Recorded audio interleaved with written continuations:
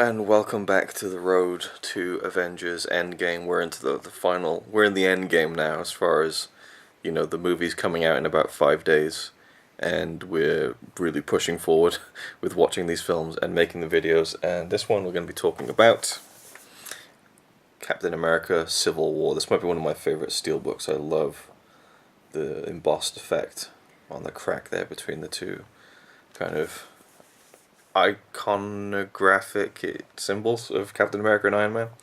Really cool steelbook. And this is a good one. I like it. What do you think? Come on. So, I want to give credit to the writing team of Christopher McFeely, I think. Let me just get this right. Christopher Marcus and Stephen McFeely, who wrote the film, who also wrote, I believe, Winter Soldier and also Infinity War and Endgame. Where's the steelbook? Steelbook is here. So they've kind of teamed up with the Russo brothers, who directed Winter Soldier and Captain America: Civil War. When this film came out, it was very much being, I wouldn't say marketed as, but a lot of people were referring to it as Avengers 2.5. This is the third and final film in the Captain America trilogy, but it very much serves as a film that has almost all of the main cast except for Thor and Hulk. So we have Black Widow and Iron Man, and apparently Robert Downey Jr. was not contracted to do this film. Obviously he signed a deal with Marvel Studios, and so they had to kind of convince him to do it, and that it would be a good story to tell. And he actually agreed to take a pay cut, and he only got paid, I think, $80 million for this one. I just made that up. I just remember reading that he got paid $50 million for one of them, and thinking that was just a ridiculous sum. Like, who's going to spend that amount of money in a lifetime? Anyway. I know. It's just ridiculous. I think when people get paid that much money... We got the wrong job. It's just strange to me. Like, it just seems so excessive. I should just get into acting, shouldn't I? Right. So, Captain America: Civil War, it was all built around this big fight between all of the heroes that we know and love, with the addition of Spider-Man and Black Panther being introduced to the series, and also deepening and furthering the Winter Soldier storyline, which kind of reveals, spoilers, at the end of the film, that the Winter Soldier, Bucky, actually killed Tony Stark's parents. And I had forgotten about that completely. You had, yeah, when you were like, oh, it's his parents. I was like, oh wow, you forgot about that. I just went like, oh, he killed his parents. Killed his parents, yeah. It's a really dark twist. And, right, well, first of all, when I first saw it, I loved it. I thought it was great. I think that the writing team behind this are really good. It's just a really well written and put together story. As far as I love the villain, Zemo, because he's completely different to every other villain. He isn't a physically imposing threat. He's an intellectually imposing threat. He decides he's not going to... I can't defeat the Avengers, but I can maybe get them to defeat themselves. And so he orchestrates this entire plot. And I think it's brilliantly done. I love the intrigue and the mystery of it. It's really well built up and really well paid off. To the point where, this is just a guy who was affected by what happened in Sokovia. And he wanted revenge. And he did it in a unique and interesting way that we don't really see in these movies. So I like that a lot. But I do remember thinking, at the time of this film's release, when we got to the airport scene, and Iron Man's got one team, Captain America's got another, they're all fighting, and I just thought, this is really cool and fun, but I don't really... It's just like, they're not trying to beat each other, they're not trying to kill each other, it's like this... It just felt like a very gratuitous scene. Like it was just there to kind of go, oh, look at this. Yeah, but they were trying to stop Captain America from going. They were trying, yes, they were trying. Obviously, they didn't want to get physical about it, but they had to in the end because he wouldn't listen, and he was so determined to do what he was going to do. But the thing is, if he could just if they could sit down and proper explain. That's the thing. This could have been solved early on if they just listened to each other and he could just prove what was wrong and stuff. They were so blindly against the Winter Soldier that they couldn't see the rest of the stuff. No, I would disagree with that, because they did sit down and try to discuss it and work their way through it, and they didn't really get anywhere with that, because you have Steve and Tony, who are the two kind of father figures of the whole Avengers. I'm not talking about signing the contracts and everything. I'm talking about the other Winter Soldiers. That was the reason why he was going. Yeah. He didn't get to explain that properly. Good point. Okay. He just said, I'm going to go there because of something. Okay, I withdraw my disagreement. And I didn't get what you were Tony going. just completely like turned around his vision once he saw that, oh, okay, so that there might be others. Yeah, so if you just talked about it, but then there wouldn't be this epic fight. That's a good point. If they'd met in the airport and Steve's like, look, Tony, I know we've had differences in the past, but there are 5 others of like Winter Soldier, but they're worse than him, and we need to stop them now. But then the fight wouldn't happen. But yeah, but I mean, it's just that's why I ended up like disliking Captain America so much, because he couldn't just like get his finger out of his ass. And I also dislike Tony so much because of this, because they can't, they're like kids. I'll just interject here. So, me personally, I loved the film when it came out, and everyone at the time was talking about superhero fatigue and saying, oh, too many of these Marvel movies, too many of them, I'm fatigued with them. And I never felt that until that airport scene. I felt like, ugh. Even though I enjoyed it, and now watching it again, I can enjoy it more, I think. But your initial reaction was you didn't like it very much, and it was because of what you were just saying. Yes, but now having watched it again, my memory of it was that he was just protecting his friend. Yes. That was like the whole thing with Captain America. I completely forgot about the other Winter Soldiers. And so in my head, it was just like, he's so fucking stubborn. Yeah. He can't and I just feel like there's too much conflict over something that could be resolved by talking. And it's just how it's so unnecessary to be so against each other. And Tony was a dick because he had them put in prison. He didn't do anything about it. He could have. Anyway, watching it again, I really, really enjoyed it. It's actually really good. And I actually love that fighting scene. Yeah. It's awesome. Seeing them line up like that is like seeing DC versus Marvel in one of those games, Yeah, don't get me wrong. I think it's an awesome sequence. It's really fun, and like how every character, well, not every character, but most characters get to splinter off and have like mini fights. Like we get Captain America versus Spider-Man, that kind of thing. It's kind of a cool fantasy fight sequence, Hawkeye and Black Widow. And yeah. she's like, we're still friends, right? Yeah, that's good. Depending on how hard you hit me. But then, of course, Spider-Man comes in and intervenes. Yeah.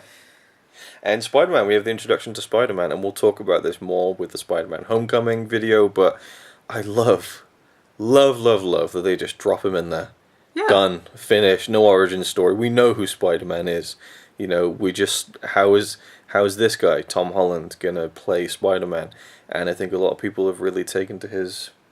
portrayal, and we'll talk about it more, but I really enjoyed him in this film, and I think he's used very well, and the way he's introduced is very cool. How Tony has kind of heard of him, and kind of as a last desperate measure needs another person on his team to go against Captain America.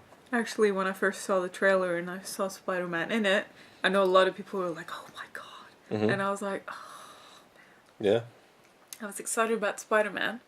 I hated the eye animation they did, because it was the same as Deadpool. And I was a little bit like, yeah, Deadpool was good entertainment, but I didn't love it the way other people loved it. And he had this eye animation all the time just for comedic effect. But watching the movie, I think it works. He actually says how he wears those goggles because there's too much information helps him focus. And that makes you think like, oh right, so it's actually a good thing that it reacts with the way he squints and everything, because that makes the focus point differently and stuff, just like a camera, because that will go like that as well. So that's basically what obviously the design was made for. Then we have Black Panther, who again is kind of dropped right in there, and obviously we get the origin story. I guess we do get the origin story of him becoming Black Panther in the standalone movie that is to come later, but I really liked him at first because to me he's a bit like Batman, but if Batman was a cat. I love cats, panthers, normal cats, whatever. So I like that kind of just the he's got the claws. I think the suit looks really cool, and I thought it was a nice. I don't feel like he overpowered things in the movie. He comes in a logical point with Wakanda, which we've heard about in previous movies, now coming into the political side of everything, and I do like the whole plot of the government stepping in and saying, right guys, you've been going without a leash for far too long. People are dying and stuff like that, And I think that there's arguments to be had That's, on both yeah. sides. I think that the way that Captain America sees it, I would agree with, theoretically. Likewise with Iron Man, Tony Stark. And I believe and buy that Tony would be so rattled because Pepper has left him. They're separated for the moment, so he's even more out of focus and stuff. And then this woman gives him a super guilt trip about her son who died in Sokovia. And so, I can see how he would, feel the way he does so strongly. And then you have all the other characters who have different ways to look at it, like Vision, who says, like, if you look at it, since Tony announced himself as Iron Man, there's been an exponential growth of special people coming into the fold, and with that there's been an exponential growth of these horrific incidents that happen. We invite challenge just by the very fact that we have this power, and maybe there is something to controlling that. Yeah, that's the thing that like pisses me off about the movie too. Because you have these superheroes who have saved the world twice. Yeah. Saved the whole world. Mm-hmm. But because they made damage to some buildings and maybe a couple of people died, Yeah. they should be like prosecuted. Is that the word? No, they're not. No, it's not prosecuting. It's But just they put him in prison though because they didn't do something after they've been approved. Sometimes you just gotta get in there and do it. I suppose with them going to prison, it was because they'd had a reckless fight between each other, which was just really reckless. And yeah, but the way they've been prisoned, like with a freaking what's she wearing? She's got like a straight jacket. Yeah. Yeah, a little bit over the top, don't you think? Well, she has got magical powers. Doesn't freaking matter. Anyway, it just pisses me off because you're reckless, you're dangerous. It was like saving the freaking world here. It's like if I ever got superpowers, I'd be like, fuck you. How about a thank you? Sure. Okay, I could just let you die next time. Anyway, so that part pisses me off. I understand that Captain America doesn't want to sign it. I would totally be on that side, but I think Tony Stark just pisses me off because he is the reason why Ultron happened. Sure. And so he's a hypocrite. Well, I think that's great. That it just makes it all more interesting. He still went to Berlin, and he wouldn't take the prisoners out of their fucking cage. No, but Captain America had to do that. But I like that they both have opposing views that both hold weight and water to them. The arguments are strong, but then there's such a grey area, so it isn't like they're both adhering to the exact same thing. I mean, Captain America is straying off a bit in helping Bucky, Winter Soldier, who he believes in as his friend, but is a very dangerous person who's done very bad things.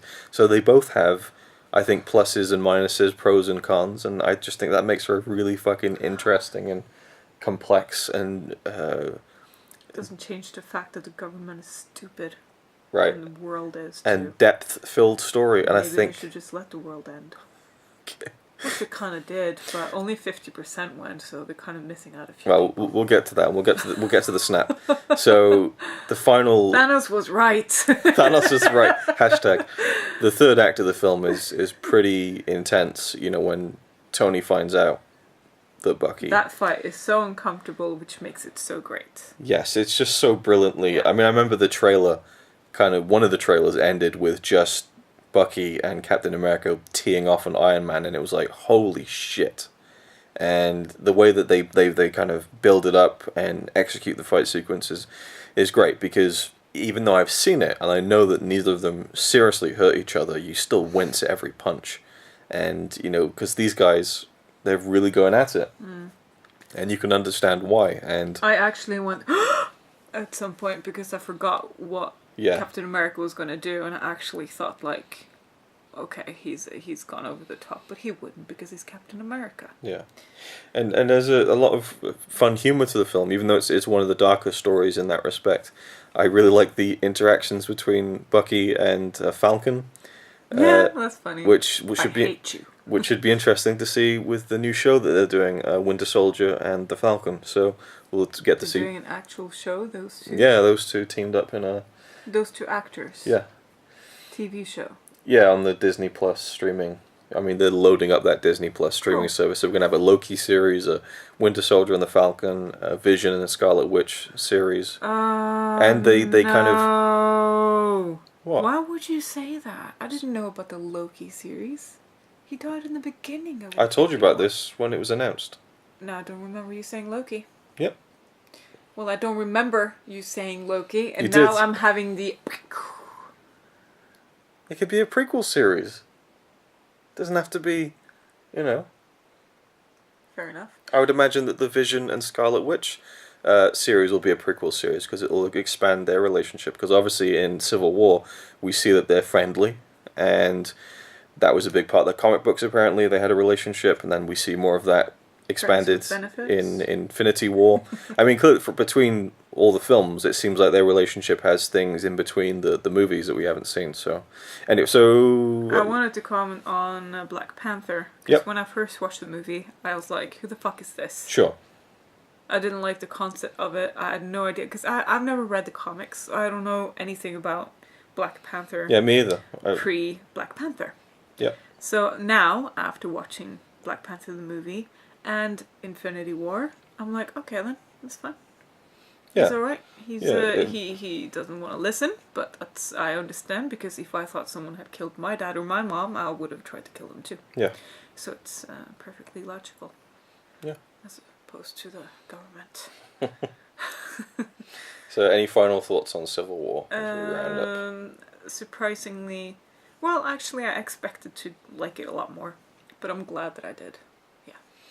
Yeah, and I would say I liked it more, but I've always really enjoyed it. I just, I suppose at the time, the whole Ant-Man. It was great seeing Ant-Man. I think I loved his kind of like geeking out at being like when he's like pushing Captain America's muscles. Yeah, he's like grabbing his shoulders, like. Yeah. Like, there you are. He's so happy to be involved, and you know, everyone else is like, who's this guy? I know you too. And then he shrinks down and goes inside Iron Man's suit, and then we get the Giant Man sequence. So that I loved how he was integrated into the film. Yeah. So yeah, I think it's a great one. So but how Iron Man also, or Stark, when he sees him in prison, and Ant-Man is kind of leashing out, like, yeah, like, who are you? And then he just walks off. Come on, man. Hank Pym always said, never trust a Stark. Yeah. So, yeah, big thumbs up for Captain America Civil War. I think it's a great film. And that is that for now. On with the next one, and we'll see you then. Thanks for watching.